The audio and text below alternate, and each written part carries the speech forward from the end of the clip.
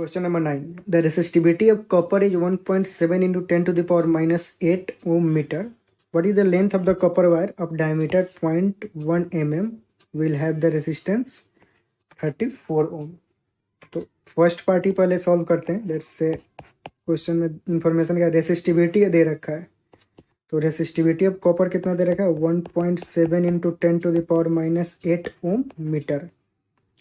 और क्या इंफॉर्मेशन दे रखा है रेसिस्टेंस दे रखा है. रेसिस्टेंस की वैल्यू कितना 34 ओम. डायमीटर की वैल्यू दे रखी है कितना 0.1 mm. mm में है तो इसको तो पहले तो मीटर में कन्वर्ट कर लेंगे. तो 0.1 को मीटर में कन्वर्ट करने के लिए mm को मीटर में कन्वर्ट करने के लिए क्या पहले 10 से मल्टीप्लाई करेंगे डिवाइड करेंगे सॉरी. तो वो क्या सेंटीमीटर में कन्वर्ट हो जाएगा. फिर 100 से डिवाइड करेंगे तो वो मीटर में कन्वर्ट हो जाएगा. और ये पॉइंट जाएगा तो एक 10 नीचे और आएगा. ये क्या हो जाएगा 10 टू द पावर 4 होगा नीचे. ऊपर जाएगा तो 10 to the power minus 4 meter. ये कितना डायमीटर का वैल्यू आया. तो हमें कैलकुलेट क्या करना है what is the length of the copper wire. Length calculate करना है. यहाँ पे जो इंफॉर्मेशन दे रहा है उसके अकॉर्डिंग हम कौन सा फॉर्मूला अप्लाई करेंगे रेसिस्टेंस वाला. रेसिस्टेंस का फॉर्मूला क्या होता है R is equal to rho L upon A. हमें लेंथ कैलकुलेट करना है. बाकी सारे इन्फॉर्मेशन दे रखा है.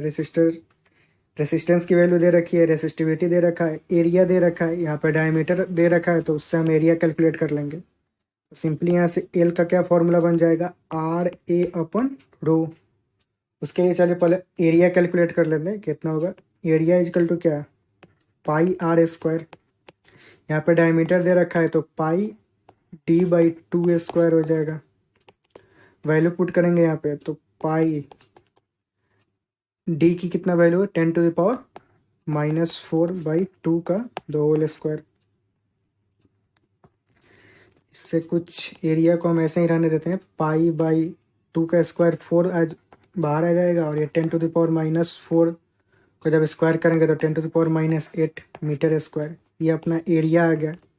इसको वैल्यू पुट करेंगे फिर यहाँ पे इस वाले फॉर्मूले में लेंथ वाले में. आर की कितना वैल्यू दे रखी है 34 इंटू एरिया कितना है अपना pi into 10 to the power minus 8. और रेसिस्टिविटी की वैल्यू पुट करेंगे यहाँ पे. ये कितना है 1.7 into 10 to the power minus 8. अब यहाँ से 10 to the power minus 8 10 to the power minus 8 cancel हो जाएगा. ये पॉइंट आएगा तो ऊपर 10 जाएगा. 17 से ये 2 टाइम्स में 2 से 2 और ये 2 से ये 5. ये कितना 5 पाई अपना जो लेंथ की वैल्यू आएगी. पाई का कितना वैल्यू होता है अप्रॉक्स 5 इंटू 3.14. इसको मल्टीप्लाई करेंगे तो 5 4 जो 20 0 2 5 1 7 15. तो ये कितना हो जाएगा 15.7 मीटर. ये किसका वैल्यू आया लेंथ का. तो फर्स्ट पार्ट में क्या पूछ रहा है what is the length of the copper wire. तो length of the copper wire क्या हो जाएगा 15.7 मीटर. अब बी पार्ट देखते हैं क्या पूछ रहा है. बी पार्ट बोल रहा है कि another copper wire of same length but half the diameter as the first is taken. What is the ratio of its resistance to that of the first wire. यहाँ पे रेशियो पूछ रहा है तो हम सेकेंड वायर का पूरा calculation नहीं करेंगे. मतलब पूरा रेसिस्टेंस कैलकुलेट करने नहीं जाएंगे. मतलब पूछ क्या रहा है कि रेशियो ऑफ द फर्स्ट मतलब पहला वाला जो वायर था तो उसका resistance by ratio of the second wire का रेसिस्टेंस जिसके बारे में बी पार्ट में दे रखा है. तो दोनों का हम रेसिस्टेंस कैलकुलेट नहीं करेंगे डायरेक्ट. मतलब रेशियो कैलकुलेट करना है तो डायरेक्ट ही हो जाएगा. मतलब इंफॉर्मेशन क्या क्या दे रहा है कि जो दूसरा लेंथ है L2 मतलब दूसरा जो वायर है उसका लेंथ जो है पहले वाले के बराबर है. ये दे रखा है. दूसरा वायर भी कॉपर है तो दोनों का रेसिस्टिविटी क्या होगा सेम होगा. जो रो2 होगा वो रो1 के बराबर होगा. एक इन्फॉर्मेशन और दे रखा है डायमीटर के बारे में कि जो दूसरे वाले का डायमीटर है वो पहले वाले के डायमीटर का आधा है. ठीक इतना इन्फॉर्मेशन हो गया. पूछ क्या रहा है अभी ये क्वेश्चन में बी पार्ट में दे रखा है ये सारा इन्फॉर्मेशन. मतलब यहाँ पे अगर पढ़ेंगे अनदर कॉपर वायर इसका मतलब क्या रेसिस्टिविटी सेम है. मतलब दूसरा वाला जो वायर है उसका रेसिस्टिविटी भी पहले वाले के बराबर होगा. अब सेम लेंथ यानी कि दोनों का जो दूसरे वाले का लेंथ है वो पहले वाले के बराबर है. बट हाफ द डायमीटर यानी कि दूसरा का जो डायमीटर है वो पहले वाले के हाफ है, half is the first one. अब पूछ क्या रहा है, what is the ratio of this resistance to the first, यानी कि R2/R1 की वैल्यू पूछ रहा है, R2/R1।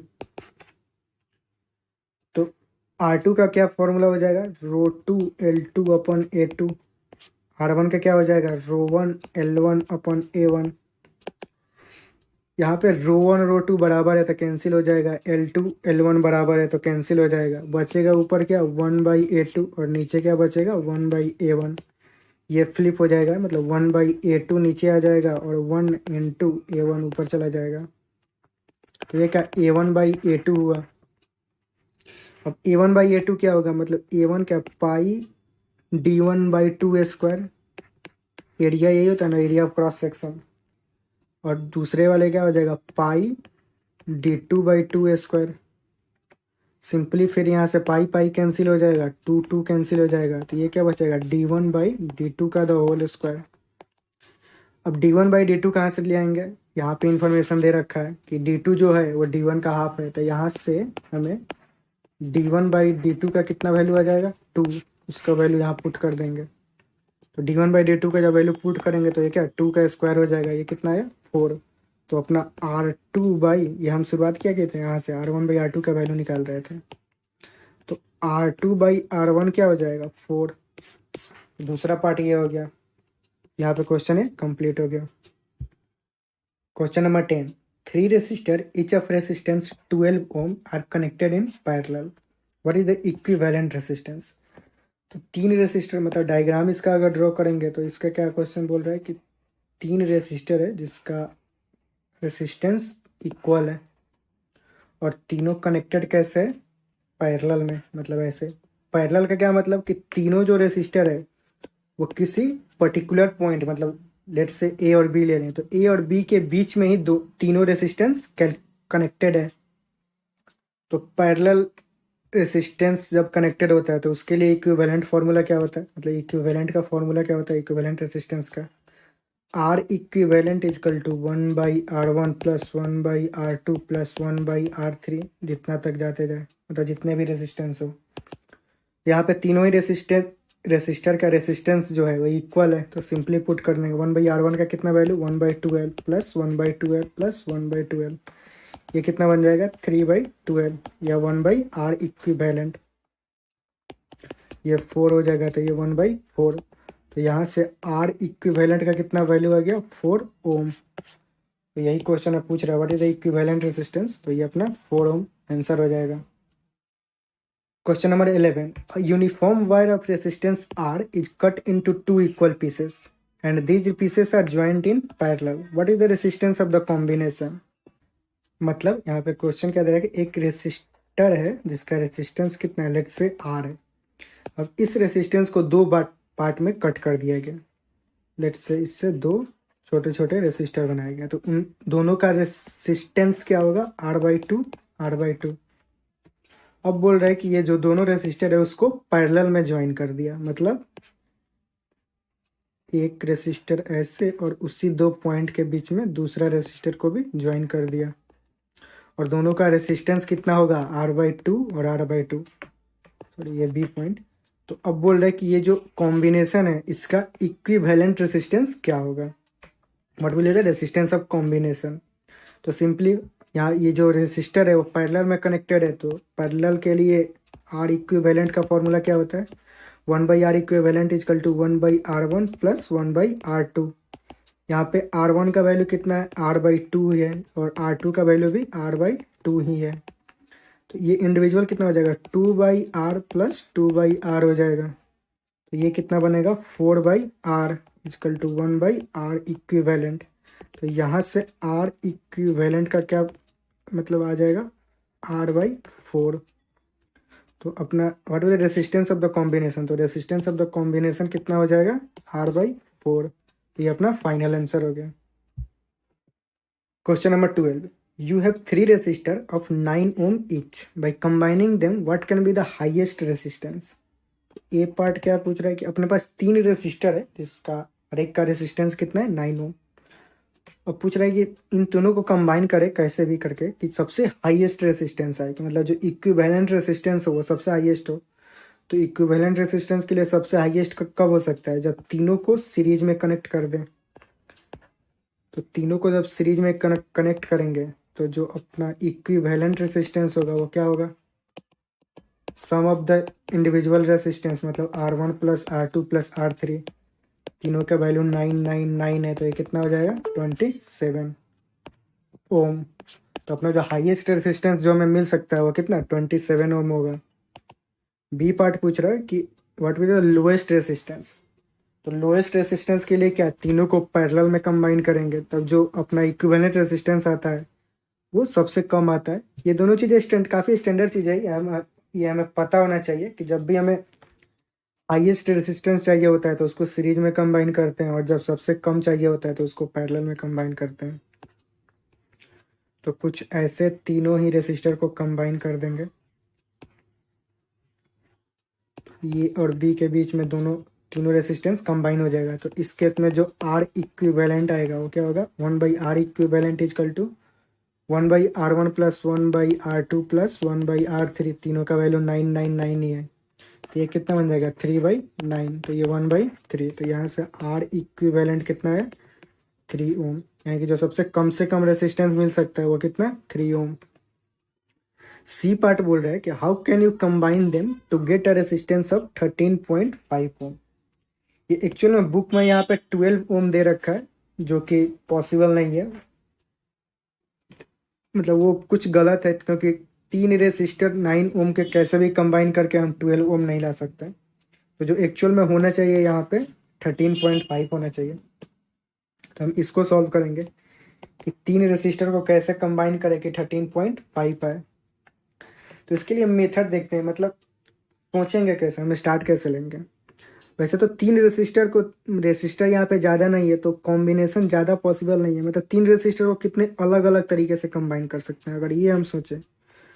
तो एक तो सिचुएशन ये हो सकता है कि हम ऐसे कंबाइन कर दें, मतलब ये ए बी और लेट्स से सी, मतलब 2 रेसिस्टेंस को पैरेलल में और जो फाइनल है उसके साथ सीरीज में तीसरे को।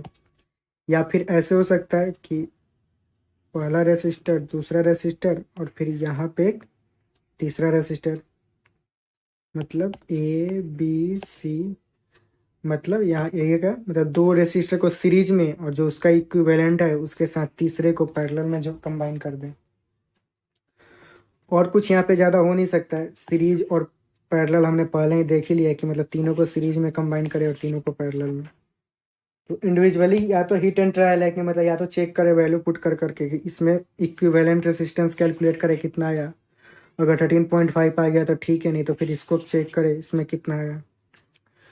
उसके लिए वो तो हिट एंड ट्रायल तो है ही, लेकिन अगर हम थोड़ा सा दिमाग लगाएं तो उसके अनुसार क्या होता है, हमें पता है कि जब भी हम रेसिस्टेंस सीरीज में कंबाइन करते हैं तो जो इक्विवेलेंट रेसिस्टेंस होता है वो जो इंडिविजुअल रेसिस्टेंस होता है उसमें जो सबसे बड़ा होता है तो इक्विवेलेंट रेसिस्टेंस उससे भी बड़ा होता है। और जब हम रेसिस्टर को पैरेलल में कंबाइन करते हैं तो जो इंडिविजुअल रेसिस्टर में जो सबसे छोटा रेसिस्टेंस होता है तो जो उसका आर इक्विवेलेंट आता है उस पैरेलल कॉम्बिनेशन का, वो उस छोटे रेसिस्टेंस के वैल्यू से भी छोटा आता है। मतलब दोनों चीज़ें समझ में आ गया होगा। एक बार फिर से क्लियरफाई करने के लिए, लेट्स से 3 रेसिस्टेंस है, तीनों को हम अगर ज्वाइन करेंगे तो ऐसे ही यहाँ पे एक समझाने के लिए बता रहा हूँ कि लेट्स सपोज 2 ओम 3 ओम 4 ओम इसका वैल्यू है, तो इसमें सबसे ज़्यादा वैल्यू कौन सा है 4 ओम। तो ये जो सीरीज का इक्विवेलेंट आएगा वो 4 ओम से ज़्यादा होगा। वैसे ही अगर इसको अगर पैरेलल में कंबाइन कर दें तो इसमें सबसे छोटा रेसिस्टेंस कौन सा है 2 ओम का, जो इस कॉम्बिनेशन का इक्विवेलेंट रेसिस्टेंस आएगा तो वो 2 ओम से भी छोटा होगा। इसका मतलब ये हुआ जो पहले मैंने बोला था, ये सिर्फ समझाने के लिए बताया था अभी। सॉरी, तो इसको हटाते हैं यहाँ से। तो इसके अनुसार अगर हम सोचें, ये चीज़ें हमें पता होना चाहिए, ये बहुत हेल्प करता है ऐसे क्वेश्चंस में डिसाइड करने के लिए कॉन्फ़िगरेशन कौन सा होगा।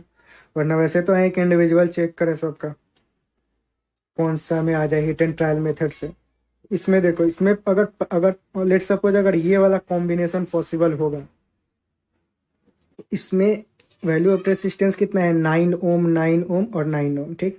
तो एक ब्रांच जो है पैरेलल का, ये लेट सपोज ये दोनों मिल के तो कितना बन जाएगा, 18 ओम का एक रेसिस्टेंस बन जाएगा, और ये 9 ओम का दूसरा पार्ट रहा, तो दूसरा 9 ओम का और ये 18 ओम का हो गया। तो जो इसका इक्विवेलेंट आएगा वो सबसे छोटे वाले से भी छोटा होगा, मतलब 9 ओम से भी छोटा होगा। तो ऑब्वियस है कि ये वाला केस नहीं हो सकता है, क्योंकि हमें इक्विवेलेंट कितना चाहिए, 13.5 चाहिए। इस वाले केस को चेक करते हैं, इसमें संभावना है कि नहीं उसको भी अगर देखें अगर, तो ये कितना है, 9 ओम का, ये 9 ओम और ये 9 ओम। तो जो इक्विवेलेंट आएगा अपना, इसमें दोनों ही 9 ओम है, तो ऑब्वियस है इसका जो इक्विवेलेंट होगा वो 9 से छोटा होगा। और ये अकेले 9 ओम है, तो जो इसका छोटा आएगा, मतलब कुछ 3 4 5 कुछ भी है, अगर 9 में उसको ऐड करें तो कुछ 13.5 आने की चांसेस है, मतलब। तो इक्विवेलेंट रेसिस्टेंस मतलब 13.5 शायद आ जाए, तो इसको चेक करते हैं। उसमें इसको क्या, पहले इन दोनों का इक्विवेलेंट निकालेंगे, तो 1/r इक्विवेलेंट इसका क्या हो जाएगा, 1/9 प्लस 1/9, तो ये कितना, 2/9। तो यहाँ से r इक्विवेलेंट कितना है, 4.5, मतलब 9/2, तो कितना 4.5 ओम हो जाएगा। तो इसका अगर डायग्राम अब ड्रॉ करें, तो एक 9 ओम का रेसिस्टेंस और उन दोनों के बदले एक 4.5 ओम का रेसिस्टेंस, और इसका अगर फिर इक्विवेलेंट हम निकाले, तो ये दोनों ही रेसिस्टर सीरीज में है, तो इसका आर इक्विवेलेंट दूसरा, मतलब आर इक्विवेलेंट 2 लेट से इसको ले लेते हैं, वो क्या हो जाएगा, सिंपली दोनों का ऐड, मतलब सीरीज में जब रेसिस्टर कनेक्टेड हो तो उसका इक्विवेलेंट रेसिस्टेंस क्या होता है, सम ऑफ द इंडिविजुअल रेसिस्टेंस, यानी कि 9 प्लस 4.5, तो ये कितना 13.5 ओम हो जाएगा। तो ये 13.5 आया हुआ, हमें चाहिए भी कितना, 13.5 ही चाहिए। तो उसके अनुसार ये वाला कॉम्बिनेशन, मतलब ये वाला कॉम्बिनेशन पॉसिबल है, तो ये अपना फाइनल आंसर हो जाएगा। Question number 13, how will you join the resistor of resistance 3 ohm, 6 ohm and 8 ohm to get equivalent resistance of 10 ohm. फिर यहाँ पे 3 रेसिस्टर दे रखा है और पूछ रहा है कि कैसे इसको ज्वाइन करें कि 10 ओम का रेसिस्टेंस आ जाए। तो सिंपली पहले तो सीरीज में चेक कर लेंगे, अगर तीनों को सीरीज में ऐड कर दे तो वो सिंपली ऐड हो जाएगा तीनों का रेसिस्टेंस, तो 8 + 6 14 हो जाएगा, मतलब ऐसा ही बढ़ गया, और +3 17 हो जाएगा टोटल। तो सीरीज में पॉसिबल है नहीं, कुछ पैरेलल कॉम्बिनेशन करना पड़ेगा। तो पैरेलल में कैसे करेंगे, लेट से एक रेसिस्टर ऐसे लेंगे और दूसरा, लेट सपोज अगर हम ऐसे ले लें, और तीसरा, मतलब 2 को पैरेलल में ऐड कर दें और फिर उसके साथ तीसरे को सीरीज में ऐड करें। ये दोनों पैरेलल में, और जो इसका इक्विवेलेंट आएगा उसके साथ इसको सीरीज में। अब कौन से रेसिस्टर को, यहाँ पे हमारे पास 3 रेसिस्टर है, ठीक। अब किसको कौन सा वैल्यू पुट करें, मतलब 3 3 6 और 8 है, तो किसको 3, किसको 6 और किसको 8 रखें, इसको कैसे सोचेंगे। फिर वैसे ही हमें 10 ओम का चाहिए, ठीक। तो अगर हम लेट सपोज एक हिट एंड ट्रायल देखते हैं, वैसे तो क्वेश्चन डायरेक्ट सॉल्व हो जाएगा, उसमें प्रॉब्लम नहीं है, पर ऐसे क्वेश्चन को सॉल्व कैसे करेंगे, अगर वो सोचना हो, सीखना हो कैसे करेंगे, तो उसको मतलब सोचेंगे कैसे, उसको देखते हैं। कि लेट से अगर हम, हमारे पास कितने 3 वैल्यू है, 3 6 एंड 8, लेट सपोज अगर इसको हम 3 रख दें, इसको 6 रख दें, इसको 8 रख दें, तो बिना कैलकुलेट किए हम बता सकते हैं कि ये जो कॉम्बिनेशन है वो सही है या गलत है, इसको अगर पता करना हो। ऐसे तो फिर कैलकुलेट करो, और गलत है तो फिर से दूसरा वाला कॉन्फ़िगरेशन, फिर इसको मतलब इन तीनों को चेंज करके फिर कुछ और रखो, फिर कैलकुलेट करो, फिर मतलब जो भी अब हिट एंड ट्रायल जब सही आ जाए। या फिर ऐसे अगर सोच लिया कि लेट सपोज इसको 3 6 8 रख दिया, तो बिना कैलकुलेट किए अगर चेक करना हो कि ये कॉम्बिनेशन पॉसिबल हो सकता है या नहीं, चांसेस हैं कि नहीं, पहले वो देखें अगर, तो उसको कैसे सोचेंगे। फिर वही कि 2 पैरेलल में ये कॉम्बाइन है, तो इसका जो इक्विवेलेंट रेजिस्टेंस होगा वो सबसे छोटे वाले से छोटा होगा, मतलब छोटा कितना है, 6 ओम, तो इसका इक्विवेलेंट जो आएगा वो 6 से छोटा ही आएगा। 6 से छोटा कुछ भी है, और उसको अगर हम 3 में ऐड करेंगे, मतलब ये सीरीज में है तो उसके साथ ऐड करेंगे, तो ऑब्वियस है 6 से छोटा कुछ भी हो, मतलब 5.5 या 5, उसको अगर 3 में ऐड करेंगे तो वो मैक्सिमम 8 या 9 के बीच में ही जाएगा, मतलब 9 के आसपास, 9 से ज़्यादा जा नहीं सकता है। 6 से छोटा नंबर को अगर 3 में ऐड करेंगे तो मैक्सिमम 9 हो सकता है, लेकिन हमें यहाँ 10 लाना है। तो इस केस में ये वाला जो कॉन्फ़िगरेशन है यानी कि गलत है, हमें ये जो वैल्यू है वो बदलना होगा। तो उसके लिए फिर कौन सा वैल्यू रखें इसको, मतलब ये तो गलत हो गया। फिर मैक्सिमम सोचे तो कैसे, 8 वाले को सीरीज में डाल देते हैं यहाँ पे, और इसको 3 और 6 को ले लेते हैं यहाँ पे। तो इसमें होगा क्या कि इसका जो इक्विवेलेंट होगा वो सबसे छोटे वाले से छोटा होगा, तो 3 से छोटा होगा इसका इक्विवेलेंट रेसिस्टेंस। उसको अगर हम 8 में ऐड करेंगे तो 10 आने के चांसेस हैं। मतलब लेट्स से अगर 2 आ जाए या 2.5 आए तो 3 से छोटा ही है, उसको अगर 8 में ऐड करेंगे तो 10 आने के चांसेस हैं। तो इसको चेक करेंगे, फिर इसको सॉल्व करेंगे पूरा, और चेक करेंगे कि आ रहा है या नहीं। मतलब कुछ तो पॉसिबिलिटी हमने ऐसे ही रूल आउट कर दिया ना, अगर इन्फॉर्मेशन कुछ नॉलेज अगर पता हो सारी चीज़ें जो पहले मैंने बताया। तो ये एक कॉन्फ़िगरेशन बना। अब इसको हम चेक करते हैं कि 10 आता है या नहीं। उसके लिए क्या, पहले इसका इक्विवेलेंट कैलकुलेट करेंगे। कॉम्बिनेशन है तो इसका इक्विवेलेंट क्या हो जाएगा, 1/r equivalent equal to 1/3 plus 1/6। ये कितना हो जाएगा, 6, 2 प्लस 1, 3/6। तो ये कितना, 1/2। तो यहाँ से r इक्विवेलेंट कितना आया, 2 ओम। तो इसका जो अगला फिगर बनेगा वो कैसा होगा, ये 8 ओम का और इनके बदले कुछ 2 ओम का यहाँ पे रेसिस्टर आ जाएगा। इसको अगर इक्विवेलेंट यहाँ पे दूसरा बार इक्विवेलेंट निकालें, आर इक्विवेलेंट 2 ले लेते हैं लेट्स सपोज। तो ये क्या सिंपली सीरीज में है, तो 8 + 2 ये कितना हो जाएगा, 10 ओम। तो यहाँ पे 10 ओम हमें चाहिए, और 10 ओम यहाँ इक्विवेलेंट रेसिस्टेंस आ गया। यानी कि क्या, ये वाला जो कॉन्फ़िगरेशन है ये सही कॉन्फ़िगरेशन है। तो अपना फाइनल आंसर क्या हो जाएगा कि मतलब अगर 3 रेसिस्टर को ऐसे कंबाइन करें तो अपना इक्विवेलेंट रेसिस्टेंस जो होगा वो कितना, 10 ओम आएगा। ये क्वेश्चन यहाँ कंप्लीट हो गया।